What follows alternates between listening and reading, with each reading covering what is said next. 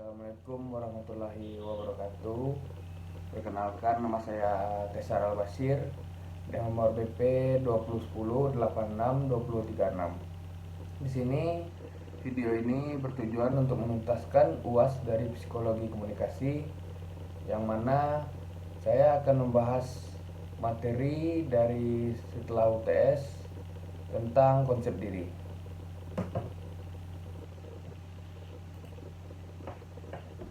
Pertama, saya akan menjelaskan definisi dari konsep diri ini. Konsep diri diartikan sebagai gambaran seseorang mengenai diri sendiri yang merupakan gambaran dari keyakinan fisik, psikologis, sosial, emosional, aspiratif, dan prestasi yang mereka capai. Konsep diri merupakan salah satu aspek yang cukup penting bagi individu dalam berperilaku. Ada beberapa ahli mendefinisikan dan mencoba menjelaskan tentang konsep diri. Di antara ahli tersebut antara lain, yang pertama ada William de Brooks, yang mana konsep diri merupakan persepsi individu terhadap dirinya sendiri. Dalam hal ini bersifat fisik, psikologis, dan sosial sebagai pengalaman dan interaksinya dengan orang lain. Yang kedua, menurut Harlock, bahwa konsep diri merupakan gambaran seseorang mengenai diri sendiri yang merupakan gabungan dari keyakinan fisik, psikologis, sosial, emosional, aspiratif, dan prestasi yang mereka capai.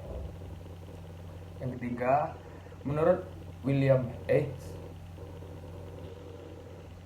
konsep diri merupakan gambaran yang dimiliki seseorang tentang dirinya, yang dibentuk melalui pengalaman-pengalaman yang diperoleh dari interaksi dengan lingkungan.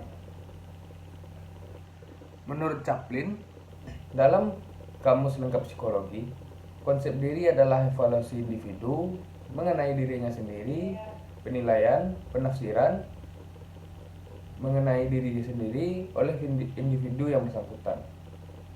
Dari beberapa definisi yang dikemukakan oleh para ahli, dapat disimpulkan bahwa konsep diri adalah sikap, perasaan individu tentang dirinya sebagai hasil interaksi dengan lingkungannya. Konsep diri adalah apa yang dipikirkan dan dirasakan dirinya sendiri. Ada dua konsep diri, yaitu diri komponen kognitif dan konsep diri komponen afektif. Komponen kognitif disebut sebagai self-image dan komponen afektif disebut sebagai self-esteem. Komponen kognitif adalah pengetahuan individu tentang dirinya, mencakup pengetahuan siapa saya yang akan memberikan gambaran tentang diri saya. Gambaran ini disebut sebagai citra diri. Sementara itu, komponen afektif merupakan penilaian individu terhadap dirinya sendiri yang akan membentuk bagaimana penerimaan terhadap diri sendiri dan harga diri individu. Yang kedua, saya akan menjelaskan tentang dimensi dari konsep diri, yang mana ada internal dan eksternal. Untuk pertama, saya akan menjelaskan yang internal. Terdapat 3 bagian, yaitu diri identitas, yaitu label ataupun simbol yang dikenakan oleh seseorang untuk menjelaskan dirinya dan membentuk identitasnya. Label-label ini akan terus bertambah seiring dengan berkembangnya dan meluasnya kemampuan seseorang dalam segala bidang. Yang kedua, ada diri pelaku, yaitu adanya keinginan pada diri seseorang untuk melakukan sesuai dengan dorongan rangsangan internal maupun eksternal. Konsekuensi perilaku tersebut akan berdampak pada lanjut tidaknya perilaku tersebut, sekaligus akan menentukan apakah suatu perilaku akan diabstraksikan, disimbolisasikan, dan digabungkan dalam diri identitas ini. Yang ketiga, ada diri penilai yang berfungsi sebagai pengamat, penentu standar, penghayal, pembanding, dan terutama sebagai penilai. Di samping fungsinya sebagai jembatan yang menghubungkan kedua diri sebelumnya. Baik, selanjutnya ada dimensi eksternal, yang mana terdiri dari 5 bagian, yaitu konsep diri fisik, yang mana cara seseorang dalam memandang dirinya dari sudut pandang fisik, kesehatan, penampilan luar, dan gerak motoriknya. Konsep diri seseorang dianggap positif apabila ia memiliki pandangan yang positif terhadap kondisi fisiknya, penampilannya, kesehatannya, kulitnya, tampan dan cantiknya, serta ukuran tubuh yang ideal. Dianggap sebagai konsep diri yang negatif apabila ia memandang rendah atau memandang sebelah mata kondisi yang melekat pada fisiknya, kondisi kesehatannya, kulitnya, cantiknya, serta ukuran tubuh yang ideal. Yang kedua yaitu konsep diri pribadi, yang mana seseorang dalam menilai kemampuan yang ada pada dirinya dan menggambarkan identitas dirinya. Konsep diri seseorang dapat dianggap positif apabila ia memandang dirinya sebagai pribadi yang penuh kebahagiaan, memiliki hal optimis dalam menjalani hidup, mampu mengontrol diri, dan syarat akan potensi. Dapat dianggap sebagai konsep diri yang negatif apabila ia memandang dirinya sebagai individu yang tidak pernah merasakan kebahagiaan, pesimis dalam menjalani kehidupan, kurang memiliki kontrol terhadap dirinya sendiri. Yang ketiga, konsep diri sosial, yaitu persepsi, pikiran, perasaan, dan evaluasi seseorang terhadap kecenderungan sosial yang ada pada diri sendiri, berkaitan dengan kapasitasnya dalam berhubungan dengan dunia luar dari dirinya, perasaan mampu dan berharga dalam lingkungan interaksi sosialnya. Konsep diri dapat dianggap positif apabila ia merasa sebagai pribadi yang hangat, penuh keramahan, memiliki minat terhadap orang lain, memiliki sikap empati, merasa diperhatikan, memiliki sikap tenggang rasa, peduli akan nasib orang lain, dan aktif dalam berbagai kegiatan sosial di lingkungannya. Dapat dianggap sebagai konsep diri yang negatif apabila ia merasa tidak berminat dengan keberadaan orang lain, acuh tak acuh, tidak memiliki empati, kurang ramah, kurang peduli terhadap perasaan dan nasib orang lain, dan jarang atau bahkan tidak pernah melibatkan diri dalam aktivitas sosial. Yang keempat, ada konsep diri moral etik, berkaitan dengan persepsi, pikiran dan perasaan, serta penilaian seseorang terhadap moralitas, terkait dengan relasi personalnya dengan Tuhan, dan segala hal yang bersifat normatif, baik nilai maupun prinsip yang memberi arti dan arah bagi kehidupan seseorang. Konsep diri seseorang dapat dianggap positif apabila ia mampu memandang untuk kemudian mengarahkan dirinya menjadi pribadi yang percaya dan berpegang teguh pada nilai moral etik, baik yang dikandung oleh agama yang dianutnya maupun oleh tatanan norma sosial tempat di mana ia tinggal. Sebaliknya, konsep dari individu dapat dikategorikan sebagai konsep yang negatif bila ia menyimpang dari nilai-nilai moral yang berlaku, nilai-nilai agama maupun tatanan sosial yang seharusnya dipatuhi. Yang kelima, konsep diri keluarga, berkaitan dengan persepsi, perasaan, pikiran, dan penilaian seseorang terhadap keluarganya sendiri dan keberadaannya diri sendiri sebagai bagian integral dari sebuah keluarga.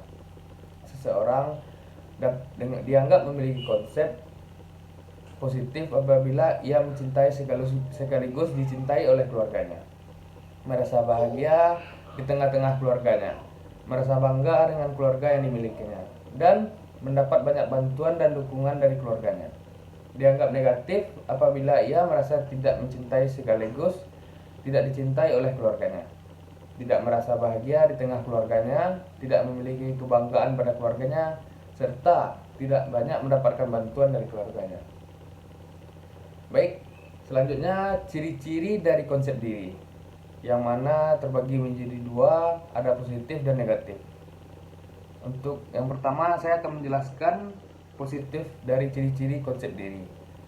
Yang pertama yakni yakin akan kemampuan dalam mengatasi masalah. Orang ini mempunyai percaya diri sehingga merasa mampu. Dan selanjutnya, saya akan menjelaskan ciri-ciri dari konsep diri, yang mana terbagi dua, ada positif dan negatif. Untuk positif, yang pertama, yakin akan kemampuan dalam mengatasi masalah. Orang ini mempunyai rasa percaya diri sehingga merasa mampu dan yakin untuk mengatasi masalah yang dihadapi.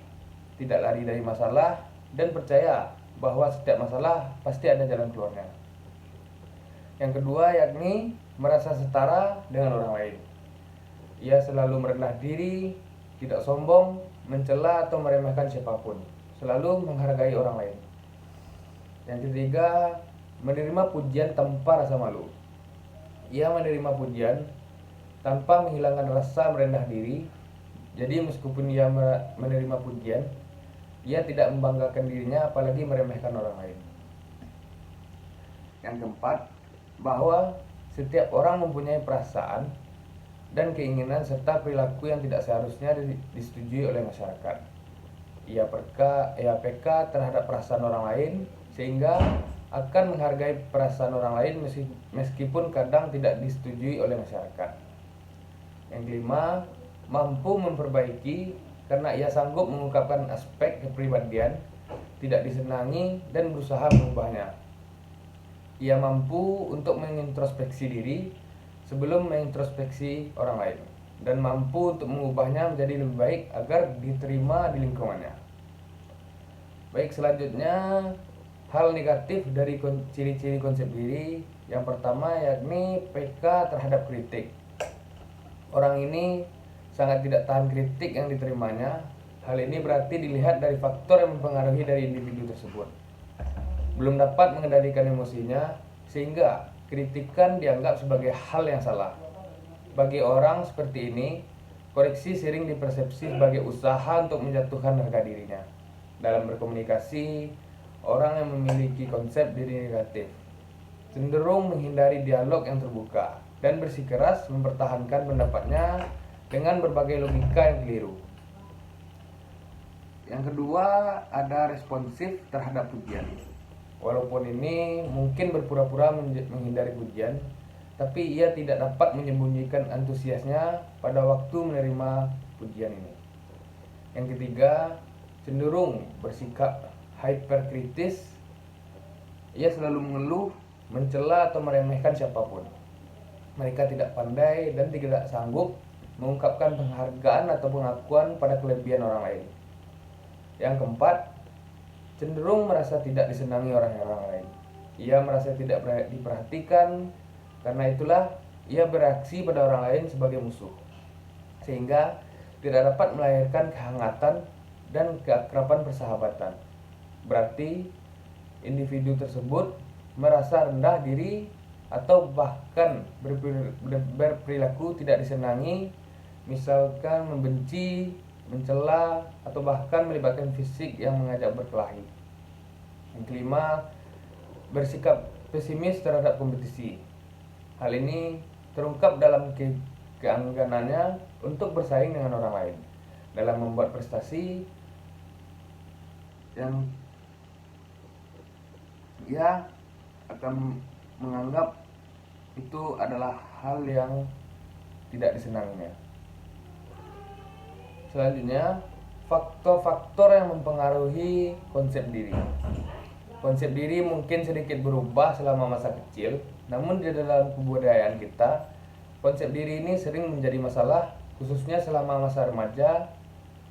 Dan pada masa kedua itulah tubuh kita berubah secara mendadak sehingga mengubah citra diri merupakan saat bagi individu dalam pengambilan keputusan mengenai kepribadiannya dalam rangka mengatasi berbagai permasalahan. Adapun faktor yang mempengaruhi konsep diri. Yang pertama, orang lain. Kita mengenal diri kita dengan mengenal orang lain terlebih dahulu. Bahwa jika kita diterima oleh orang lain, dihormati dan disenangi karena keadaan diri kita, kita akan cenderung bersikap menghormati dan menerima diri kita. Yang kedua, kelompok rujukan. Dalam kehidupan bermasyarakat, kita pasti menjadi anggota berbagai kelompok seperti RT dan sebagainya. Setiap kelompok mempunyai norma-norma tertentu. Ada kelompok yang secara emosional mengikat kita dalam berpengaruh terhadap pembentukan konsep diri. Inilah yang disebut sebagai kelompok rujukan. Dengan melihat kelompok ini, orang akan mengarahkan perilakunya dan menyesuaikan diri dengan ciri-ciri kelompoknya. Pada dasarnya, pengembangan konsep diri merupakan proses yang relatif pasif pada pokok dan perilaku dengan cara tertentu dan mengamati reaksi orang lain terhadap perilaku Anda. Hal ini tidak perlu proses pemikiran, bahkan sering kali terjadi melalui berbagai kesempatan. Dapat disimpulkan bahwa konsep diri merupakan cara seseorang melihat diri sendiri. Seseorang dapat melihat diri sendiri dengan benar, mengerti akan dirinya sendiri, mengetahui keterbatasan diri, menginginkan untuk menjadi individu yang lebih baik. Konsep diri yang stabil akan menentukan bagaimana penerimaan diri seseorang, karena dengan memiliki konsep diri yang stabil dapat meningkatkan potensi yang terbaik dari diri sendiri. Dengan senantiasa belajar meningkatkan kemampuan diri dan memanfaatkan kesempatan serta peluang yang ada. Konsep diri dan penerimaan diri terbentuk dari hasil belajar serta pengalaman-pengalaman yang dimulai sejak kecil hingga dewasa. Pendidikan yang dialami oleh seseorang memiliki pengaruh yang positif dalam penerimaan dirinya. Faktor-faktor tersebut dapat mempengaruhi bagaimana penerimaan diri seseorang. Maka dari pengertian tersebut di atas, jika seseorang memiliki konsep diri yang positif, maka orang tersebut akan mempunyai gambaran positif mengenai dirinya, serta dapat memahami diri sendiri, baik kelebihan maupun kekurangannya, dan dapat menyesuaikan diri dengan seluruh pengalaman mentalnya, sehingga evaluasi tentang dirinya yang positif dengan demikian akan lebih dapat menerima dirinya sendiri. Baik, sekian penjelasan konsep diri dari saya. Apabila ada salah kata, mohon maaf. Pamit undur diri, saya Tesara Basir. Assalamualaikum warahmatullahi wabarakatuh.